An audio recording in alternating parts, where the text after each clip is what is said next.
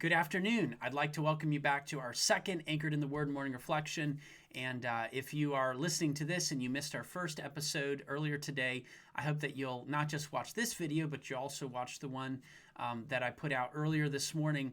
And as I mentioned, I'm dealing with two parts today, and then Lord willing, tomorrow going to deal with the third part since that is election day. And the topic that we're addressing at the beginning of the week is the Christian and his civic duty and the importance of being engaged in the political process that we have in our nation that we're going to go through tomorrow. And for many of you, maybe you've already voted. I voted early, and if you took advantage of that, you won't have to worry about lines tomorrow. Maybe someone's on the fence and they say, I'm just not happy with anybody that's running right now on the national level, on the state level, on the local level, and so I'm just sitting this one out. I'm not going to take part in it. I hope that if that is the position that you've come to, you will spend some time listening to the things that I'm going to share with you, and that I will encourage you and persuade you to not be on the fence, but to actually get engaged in the process, to go out and vote, especially in Maryland.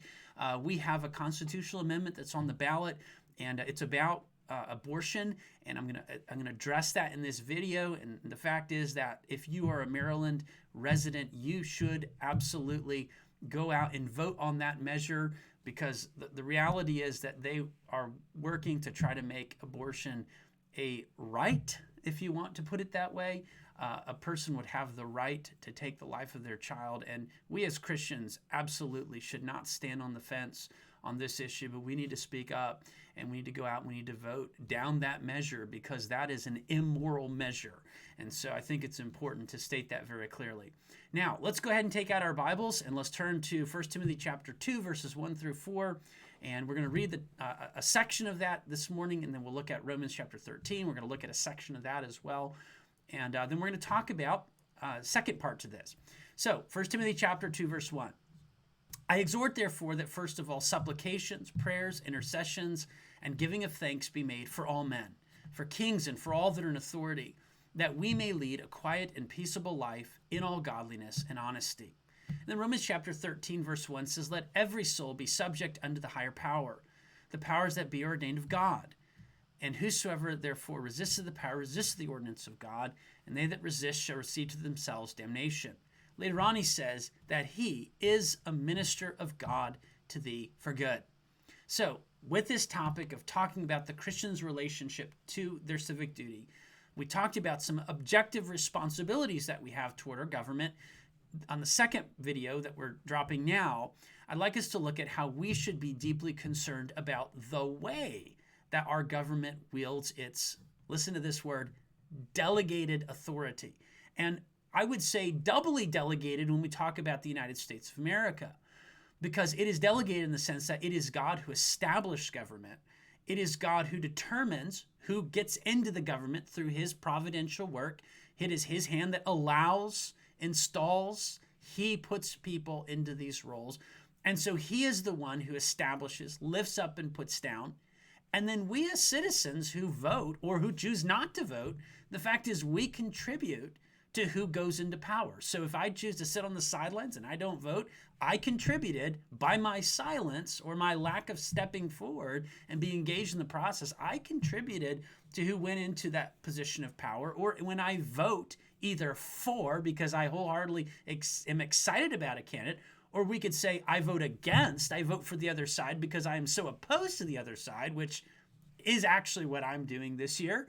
At least on some of these measures, I am voting against the party that I think is the most damaging and detrimental and will ultimately undermine our ability to do what we've done as a nation, because their views are so radical.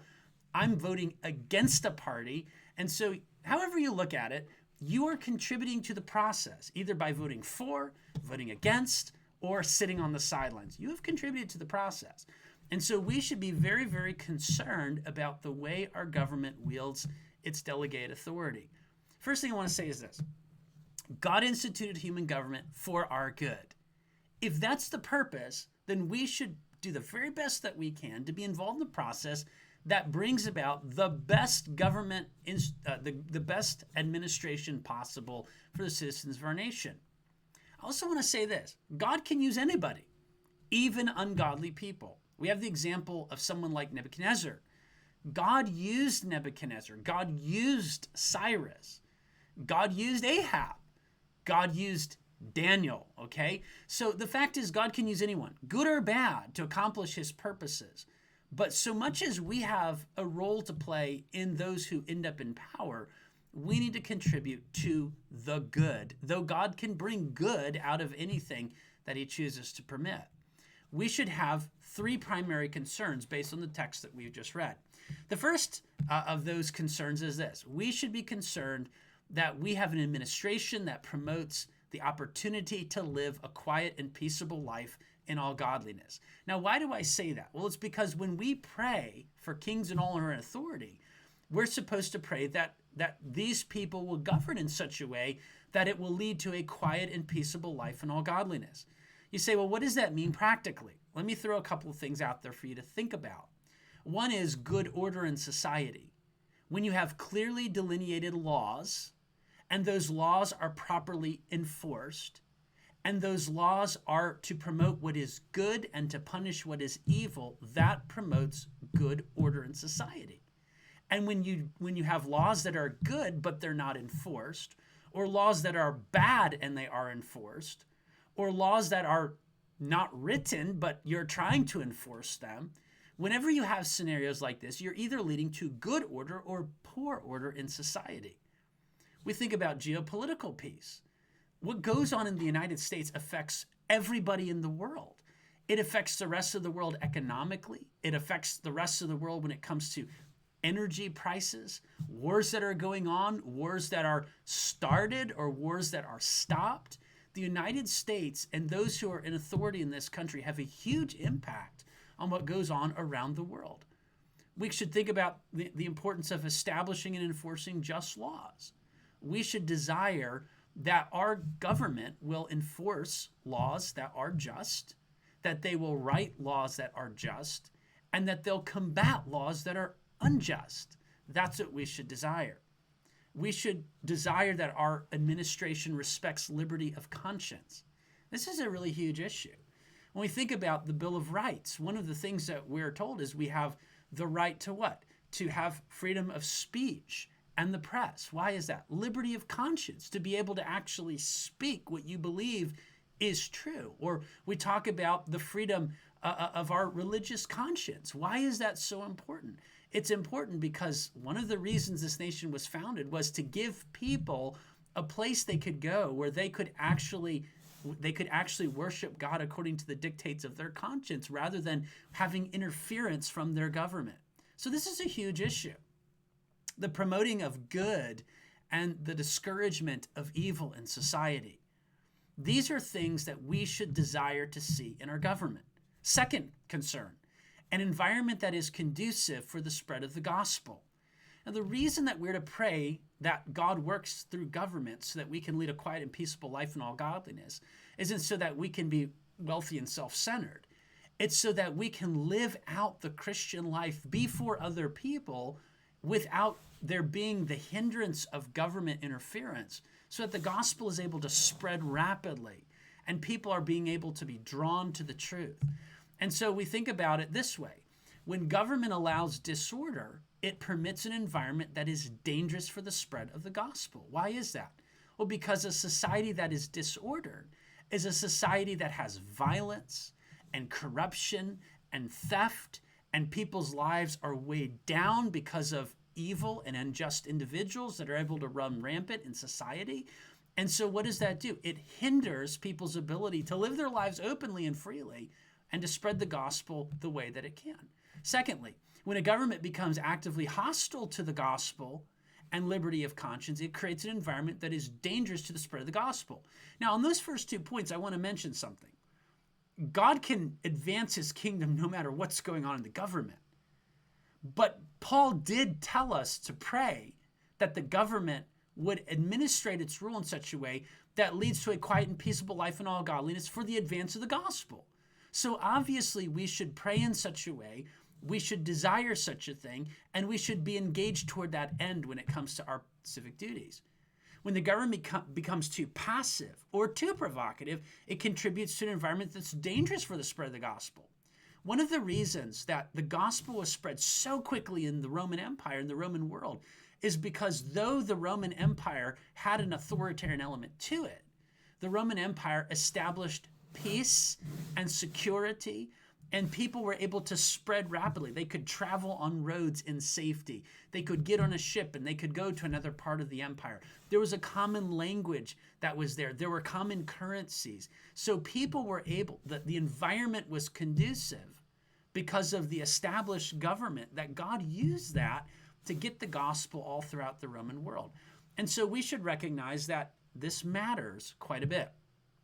A powerful nation that maintains good deterrence in the world promotes peace. Why? Because when someone realizes, hey, if I get out of line, I may actually awaken a very dangerous America, okay? What does that do? It helps them to say, you know what, I'm just going to leave my neighbors alone. I'm not going to create disruption and trouble. I'm going to be peaceable because of the strength of another nation that is there to kind of create order and to establish that.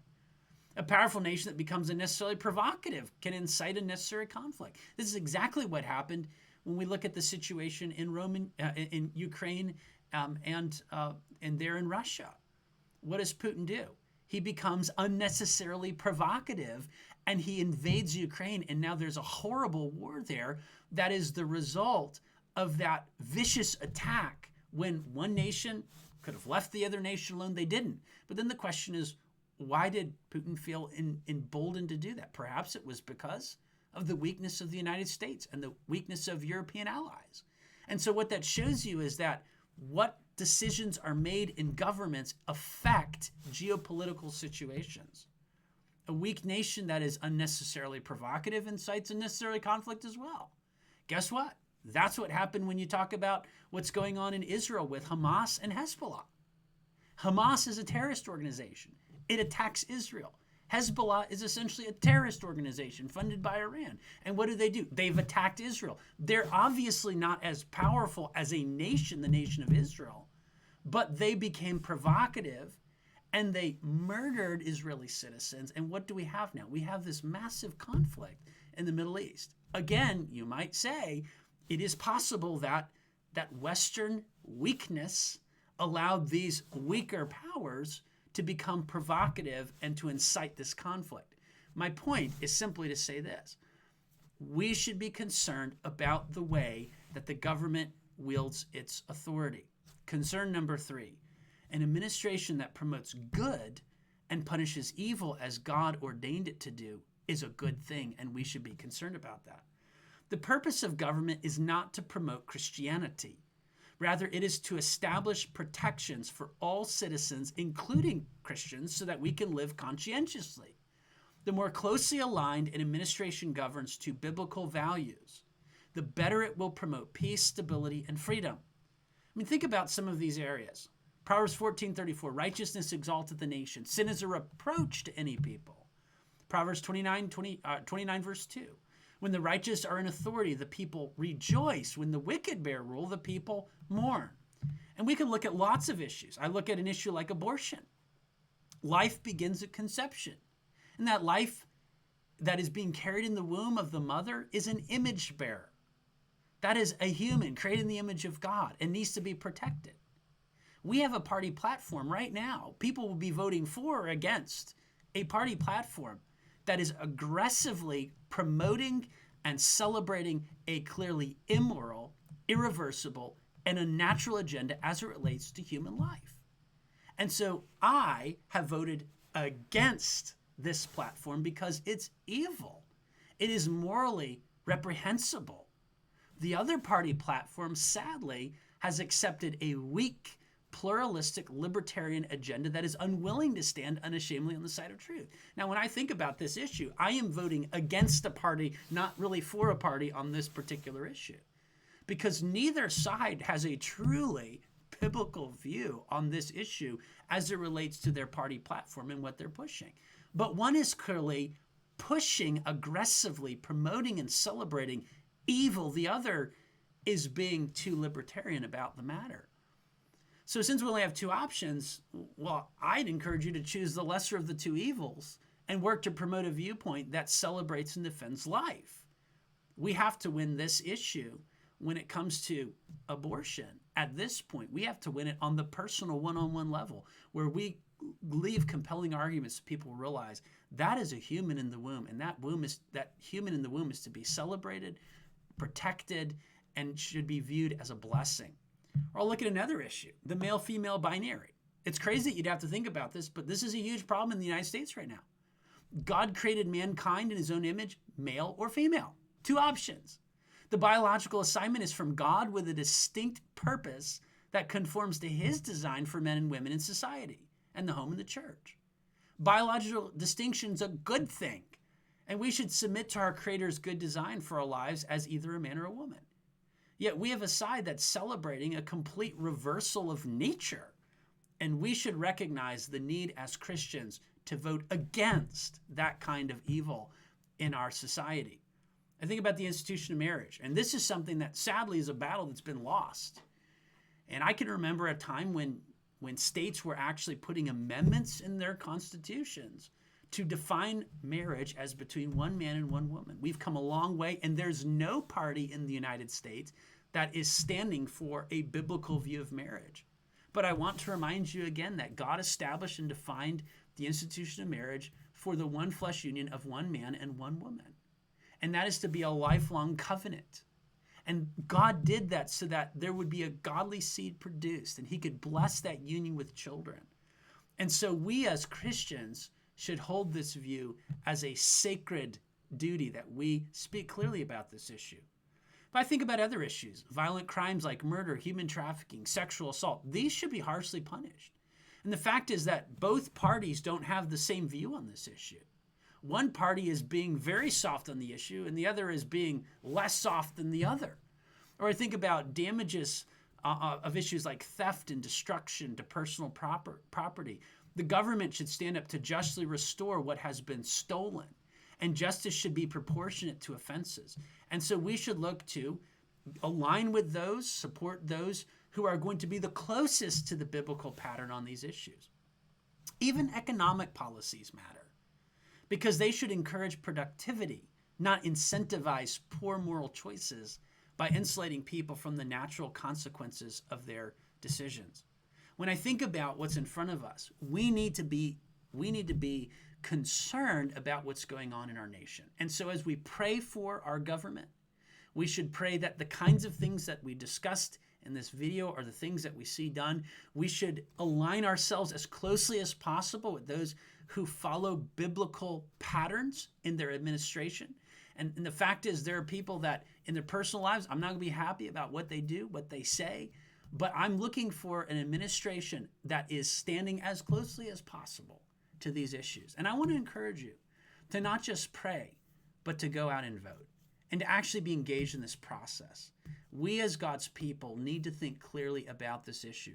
Lord willing, tomorrow I'll give you a third video that I hope will be a help to you. Have a blessed rest of your day, and Lord willing, we will meet again tomorrow. Bye now.